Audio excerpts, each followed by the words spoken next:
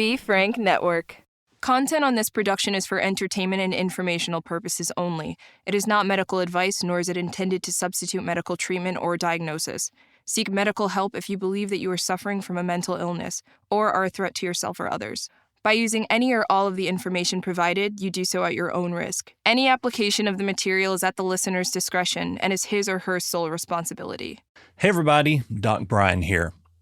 Have you ever made plans with someone just to bail? Or have that back and forth text or phone call at the 11th hour to find some way out of it? I think at some point in time, all of us really have. And it could be due to different things, anxiety or depression, or even personality disorders. So what do? We make plans with the intention of showing up no matter what. We understand that that is a part of the fabric of who we are. And if you go, it might just help your depression. It might just help your anxiety. Be the best version of you that you can be today.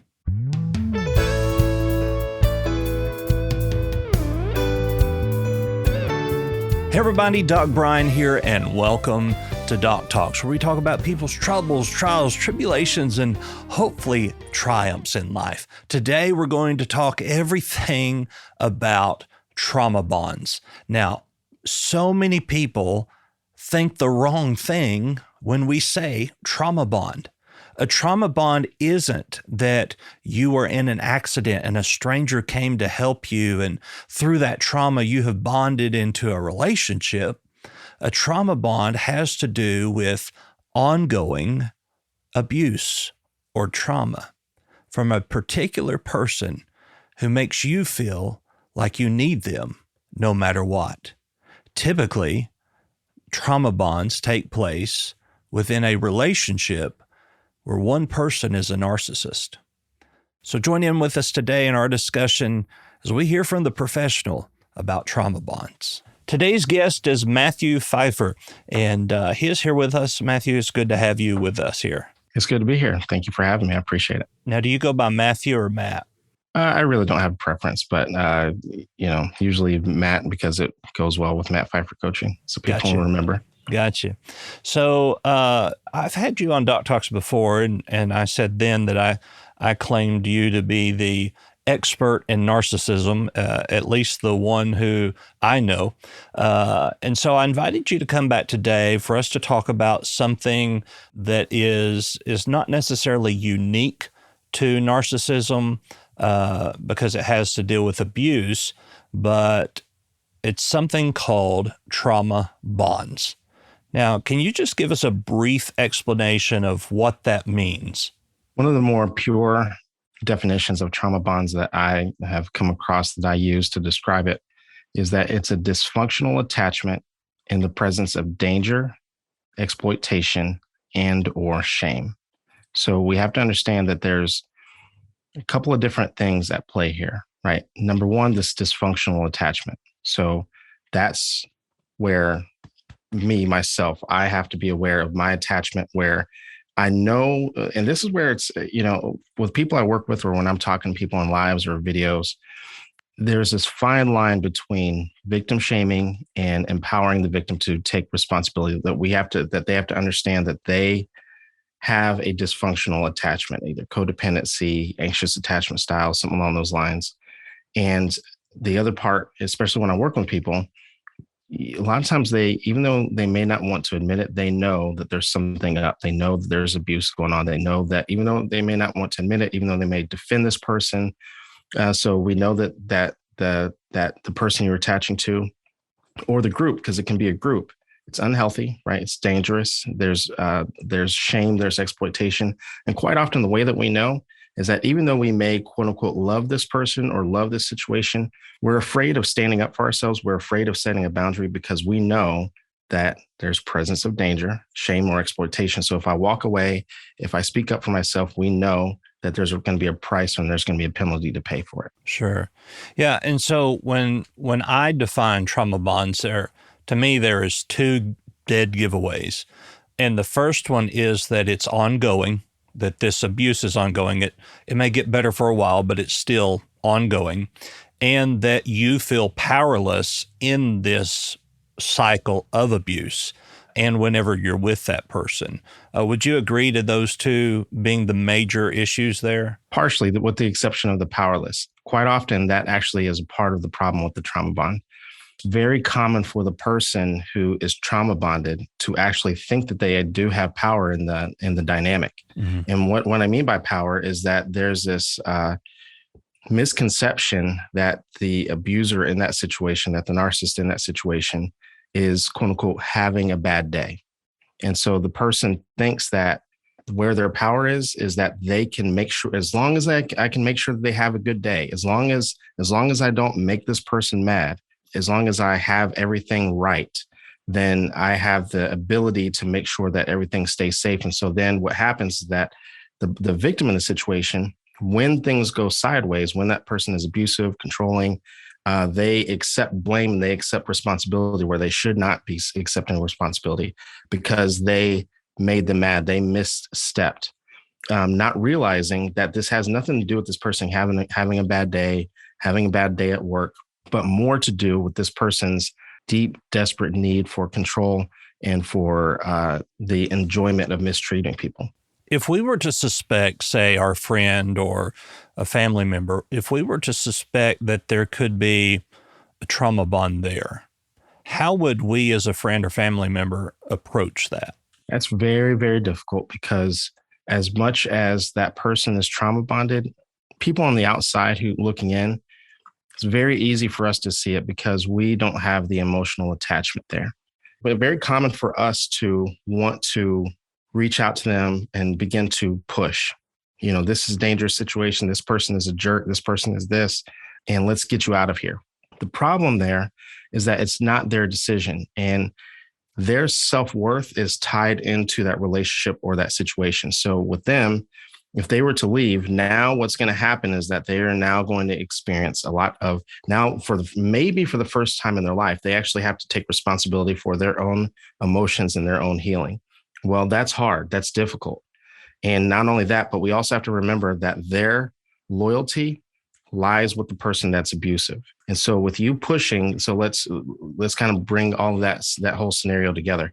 Even if you successfully convince that person to leave, when they experience the aches and pains of the trauma bond, which are very, very similar to withdrawal symptoms for someone who's struggling with an addiction. And when things start to get difficult, and then we also have the dynamic of that abuser reaching out to them. I can't believe you left me, making them feel guilty. I can't believe you did this. You destroyed the family. You abandoned me. And so now things start to get difficult. The first thing that they're going to do to protect themselves is tell the abuser that you convinced them to. They're not going to accept responsibility. They told me to. This wasn't my idea. And so what's going to happen is you have the potential to actually make that situation worse. Where now, when and if that person goes back, the abuser says to them, I don't ever want you talking to that person again.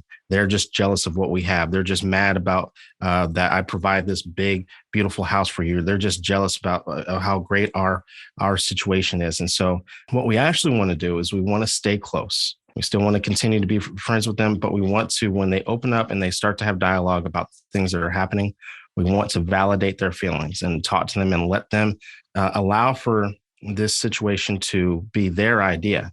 Then it's a whole different situation where they understand the danger that they're in. But unfortunately, that means sometimes that people are going to be in unhealthy situations until they themselves get sick of it. But that's unfortunately the proper way to handle it. Right. And so with trauma bonds, there comes a lot of gaslighting and love bombing. Well, it's confusing to the person being abused that, you can see the cycle of domestic violence and how all of that works together. And at some point, as you said, we have to allow that person to make their own choice, present them with, here's what we believe, but empower them to make the decision. Because it's just like you mentioned with addictions, an alcoholic isn't going to stop drinking until they decide, I'm going to stop drinking. You can send them to rehab, you can commit them, you can do whatever, but until they decide, then it's not going to take place. Right. We talked about here the trauma bond between a person and a narcissist, but you've also mentioned trauma bonds within organizations. Can you elaborate on that a little bit? Yeah, you 100% can have a trauma bond to a workplace dynamic, to a church. We have to remember that it can be a family member. Really, when we get back down to the more basic definition of what a trauma bond is, an unhealthy attachment in the presence of danger, shame, or exploitation. So what would this look like in a workplace dynamic? You know that this boss, this situation, the coworkers is an unhealthy, toxic environment, but you're afraid to leave. They may be convincing you that, well, they might say things like, well, this is how it is in every corporate company in this industry, and this is just the way that things are, and try to convince you that way that one of the core essence of manipulation is to convince you that the behavior is normal. Right. So they'll begin to normalize the behavior and try to get you to be afraid of leaving. Well, who else is going to pay you the way that we are? Who else is going to do this? You're up for a promotion every 6 months. Why are you going to leave this great, amazing place? But you know that it's not as great as what they're describing. But you also are afraid, the same way that someone who is in an abusive romantic relationship might be afraid of, I'll never find anyone. You might be afraid in terms of a job or a career that it could get worse. You might be thinking along those lines. You might be convinced that, yes, everyone in this industry acts and behaves just like this, so it's just going to be the same thing in another place.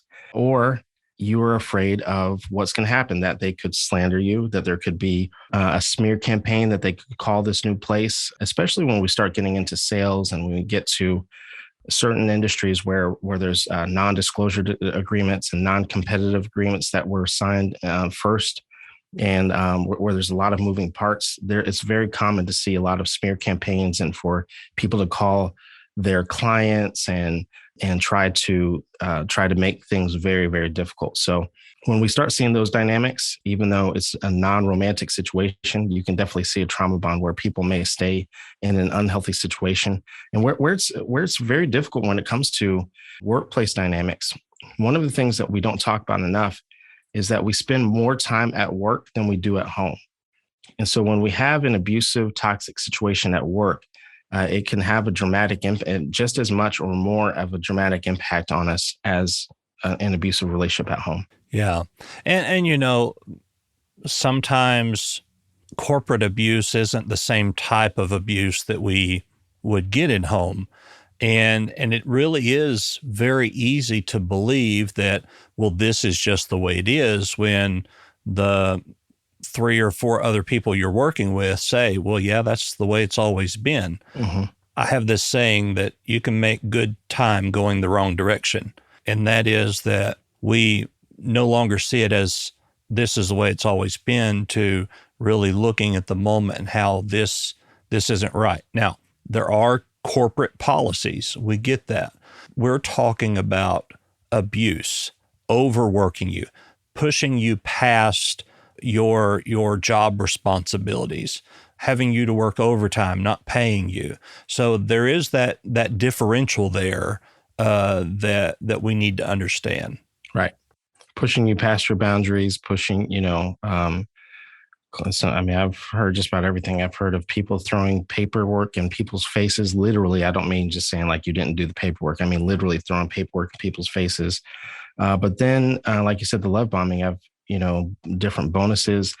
Sometimes the abuse can come in the form of overpaying someone because they know that they can continue to mistreat you, because they know they're not going to, they have you locked in. I've seen that multiple times. And so you have to be very, very aware and very, very careful of that. And then constantly threatening your job, constantly threatening, saying things like, if you don't do this, I'll find somebody who will. Putting, a lot of triangulation happens in the workplace. A lot of backbiting, telling people that someone is going to take your position, or promising people your position and getting people stirred up just to create a stir.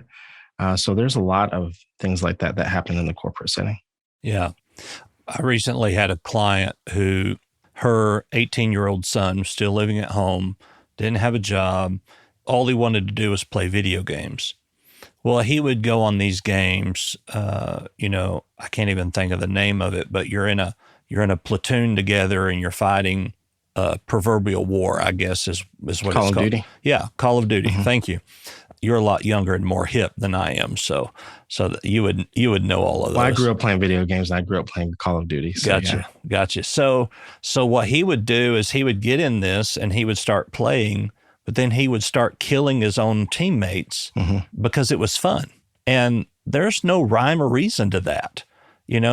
What I see as normal is not what that person sees as normal. Right. And so within trauma bonding, it's very easy for us to get caught up in what we see as normal when that's all we know. Yeah. And once again, you can't convince the person that there is a trauma bond until they know it.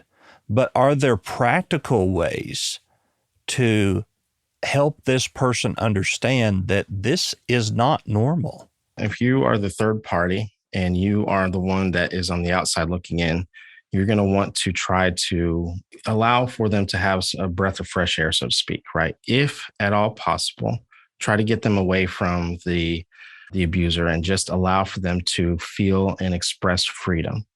That can be difficult because everything is a threat to the abuser, but sometimes you might have to bring the abuser along and then you're just in kind of different rooms. Let's say there's a party going on. But sometimes people are so controlling, even that is a threat. So you want them to, but here's the thing about it is that even with that, the dominoes are always going to fall. A lot of times we want to rescue so much and we don't want people to experience pain, not realizing that pain is exactly what that person needs to experience. Let's say that you invite that person out and the abuser is just reluctant and won't allow for that person to go out and experience new things and see you or see new people and won't leave the presence. That gets old real quick. And what happens is that begins to get stagnant. It goes against everything, our general makeup. And that person gets to a point where they feel like they can't do anything right. And so either way, at some point in time, this person is going to recognize it. But one of the things that I would encourage for that person to do is, regardless if that person can't get out or if they are able to hang out with you every once in a while, is continue to stay close and continue to invite them, because you inviting them out and they can never go, and they see that everyone's having a good time and everyone is eventually they start to catch on. I'm missing out on life. Right, that this time is being wasted, and every single year, every single time, there's a new excuse on the reasons why myself and my partner can't go, or why we have to leave early, and internally they know. That's the hard part about this, is that you may know overall that this is a bad relationship, an unhealthy relationship, but internally they might see something that you may not be seeing. Their pain point might be different than the pain point that you're discovering. And so that's the part that we have to allow for them to kind of discover on their own and allow for them to see on their own. So if somebody is listening today and they say, gee, I might be a part of a trauma bond, what would you tell them to explore or to look at? Internal, right? We want to begin to validate our own internal feelings and begin to kind of take an inventory. One of the things that I tell people, that very telling sign, whether or not you're in a trauma bond, you find yourself always defending the relationship. Circle back to one of the questions that you asked about. So when your friends and your family are bringing up certain things that are happening in your relationship, and you find yourself, well, you just don't understand. You just don't understand. They just had a bad day. You're just always defending it, but internally you know something's wrong, but you're always defending that person. The other thing is you feel like you're constantly walking on eggshells. You know there's a problem, but you're kind of afraid to leave. Or maybe you have left before and you left and it felt so uncomfortable that you staying in an unhealthy relationship actually feels more comfortable than leaving. Those are some very, very telling dynamics. And that some other dynamics is, that your upbringing wasn't that great, wasn't that healthy. You are with someone who, when you talk to them about their bad behavior, it's met with a lot of excuses, met with a lot of a lot of storytelling. This person starts talking in circles, a lot of false, fake promises that are being made. And even though you might accept those false promises, you internally know that whatever behavior you're trying to discuss, whether it be cheating, whether it be physical abuse, you know what's going to happen again. It's called feigned ignorance, where they're just talking and they're saying, coming up with all these excuses, sometimes playing dumb. I don't know how that number got there. You discovered it. You should tell me how that number got there. And so then you just kind of know based on based on your history, based on everything, that this person has no desire to change. And the last thing that I would bring up that is a very, very telling sign is to take an inventory of all of your disagreements. Let's say you've known this person for 10 years. And take a look at your disagreements, right? When we're in all relationships, we have disagreements, but in toxic relationships, there's a lot of disagreements. And look to see in the last 10 years, when have we had disagreement that we were able to meet in the middle, or that things were kind of gone in my favor? And even if they did go in your favor every once in a while, did it go in your favor without any type of penalty, without them constantly throwing it in your face? Because we have to remember that the person who is abusive and controlling and gaslighting and things of that nature, they need that control at all times. And if anything went in your favor, even down to sometimes if you are the center of attention, you get a promotion or it's your birthday, they have to make everything all about themselves. And so you're going to see this dynamic of everything. I always compare that scenario with a story out of Aesop's Fables. I don't know if you remember Aesop's Fables, but there was a lion that was sick. I don't know if he was sick or he was old, but he stopped hunting. And so instead, he would sit back in a cave. And when he would see animals walk by, he would play victim, like, hey, can you come take care of me? I'm so sick. And the animals would come in, then he would devour them. He'd eat them. Well, one day a fox walked by and he said, hey, come take care of me. I'm sick. I don't know what to do. And the fox said, I noticed that all the tracks are going towards you, but none of the tracks actually make it out of the cave.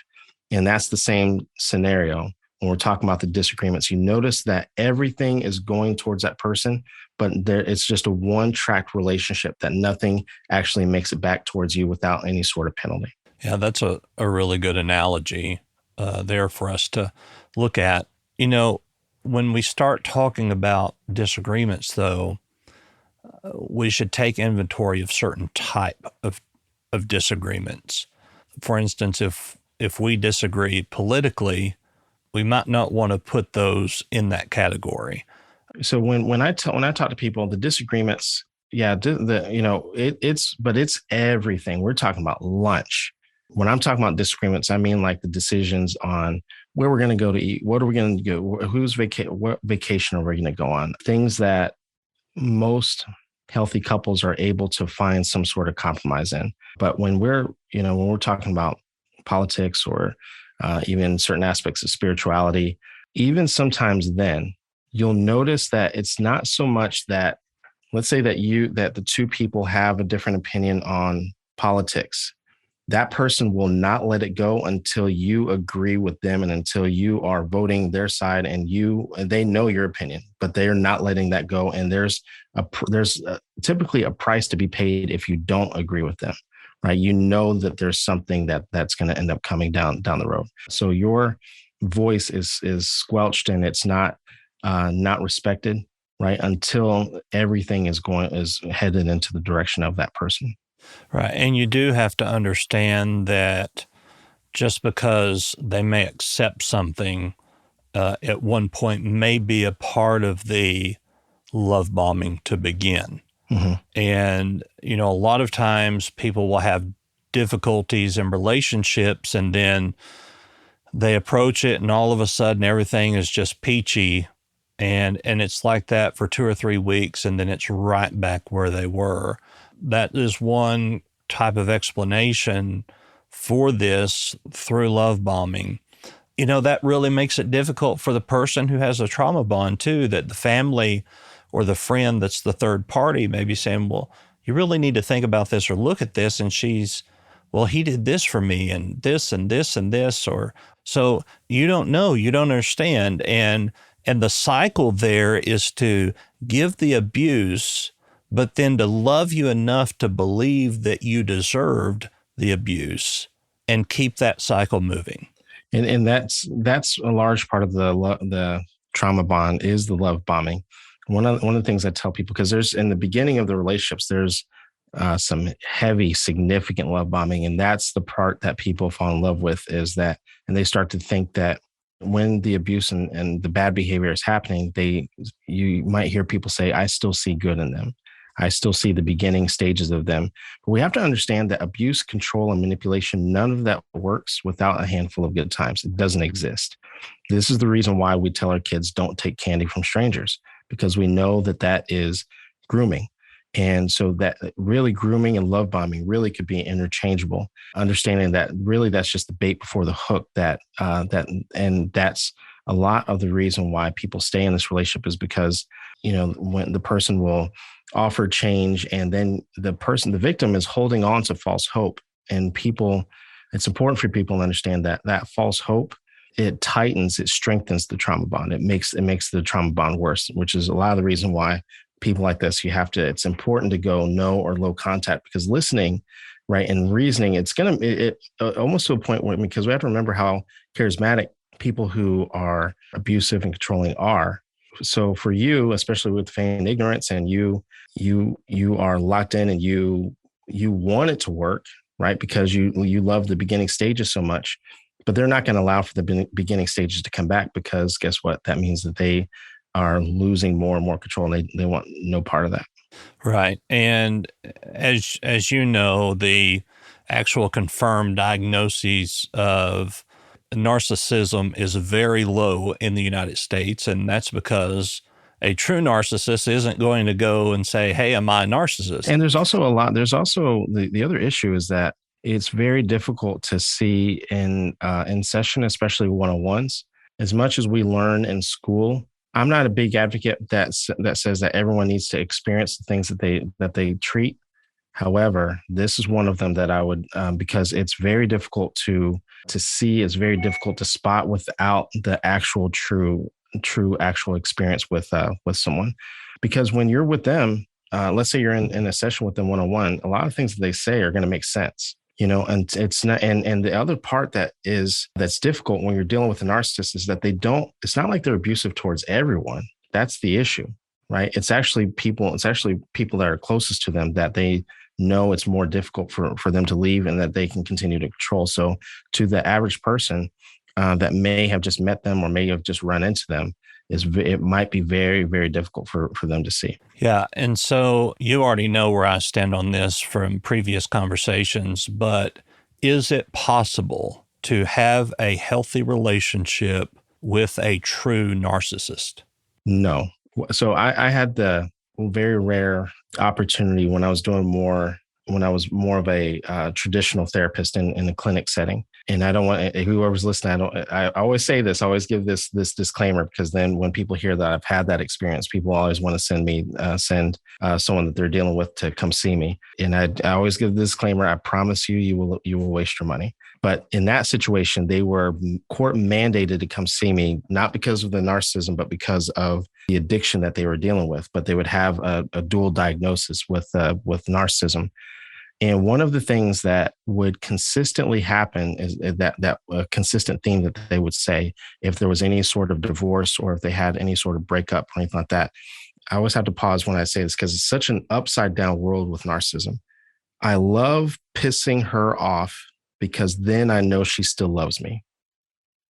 Right. And if you really think about that, where in a healthy relationship, your goal is to not piss off your partner, not to make them mad.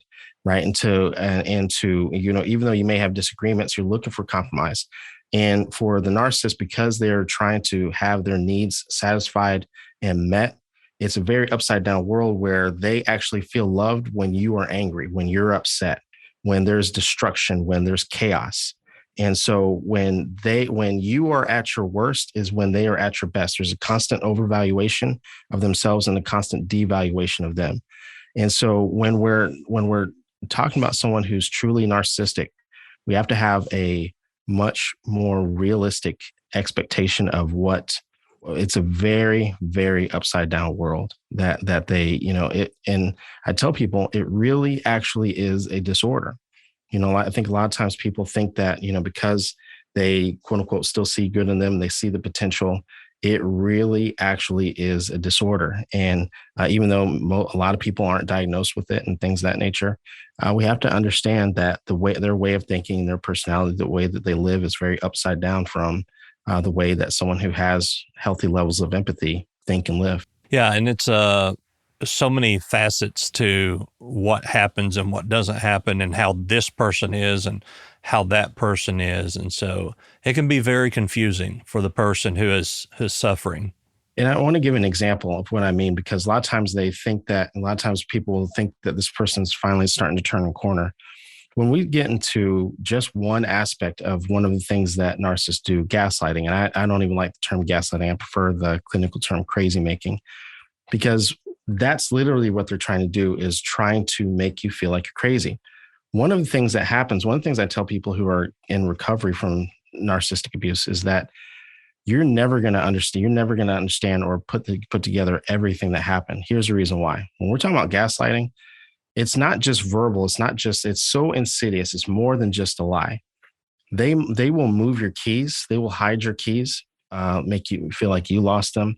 There was someone who I was working with that the person moved or hid one shoe, just one shoe, and would say they have no idea where they're at.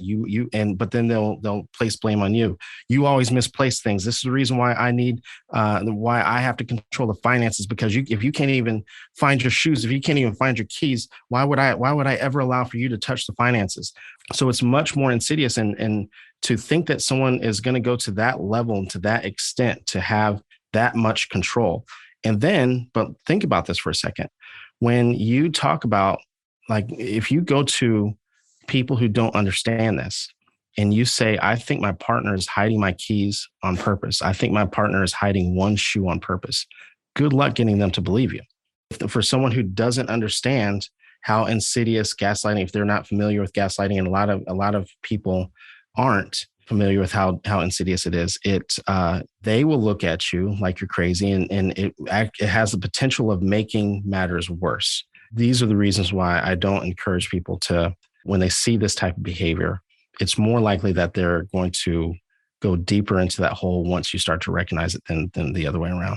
Yeah, and I imagine in that scenario, the switch could flip very quickly from, you can't take care of yourself, this is why I have to do this, and this, but I took time to find your shoe, and that's why you need me, and I spent time to do that because I do love you and I do this. And so there is that back and forth, because that's the goal, is that they want you to feel like you're crazy, that there's something wrong with you. So there's an even more over reliance on them. And guess what? Now they have even more control. But the problem is that it doesn't stop. A lot of times people will say, well, I'll just give them whatever he wants. I'll just give them, all of the control, but it doesn't stop there. They need more and more and more until you become a shell of yourself. And the problem is that when we talk about the narcissistic cycle of abuse, you have the love bomb, you have the devaluation where all of the abuse and all of the manipulation lives. We also forget about the final stage, which is discard. And when you get to a point where you're just a shell of yourself, a lot of times people get to a point where they just stay silent to the abuse. They stop talking altogether. And then it gets to a point where now you're boring to the narcissist, and they just end up leaving. And when I say they leave you in shambles. They leave you devastated, typically when you're at your lowest. Yeah, it's a vicious cycle. It is. A vicious cycle. Well, Matt, thank you for being here with us today on Doc Talks. Now, you do have Matt Phifer coaching, so tell us how we could find you. The fastest way to work with me is, my website, mattphifercoaching.com. I'm on all social media platforms. I'm really ramping up my YouTube recently, but I think the fastest way to work with me is to go to my website, mattphifercoaching.com. Sounds good. Well, thank you for being with us today. Thanks for having me. As you heard discussed today, trauma bonds can be especially difficult for some because they don't realize that's what it is. When it comes to these specific things, we must remember that we have to empower the person who has the trauma bond. We can't convince them that it's there. They have to openly and freely make the decision, yes, this is happening, and yes, I want to leave. And that transition, it's not going to be an easy one. It's going to be one that they will need a lot of support. So if you're in a relationship today and you say, Doc Brian, I think that I'm dealing with a trauma bond, I would tell you, considering that it is happening is the first step out. Thank you for listening to Doc Talks today. If you'd like to find me, I'm Doc Brian. You can find me on my website, thedocbrian.com. All of my social media links are there. You can find us on Facebook, on Instagram, on Twitter, on TikTok for our weird psychology facts. So make sure to find us there. Of course, we always have our hotline open, and you can give us a call, leave us a message. Hope you have a great day. We'll see you again. Goodbye.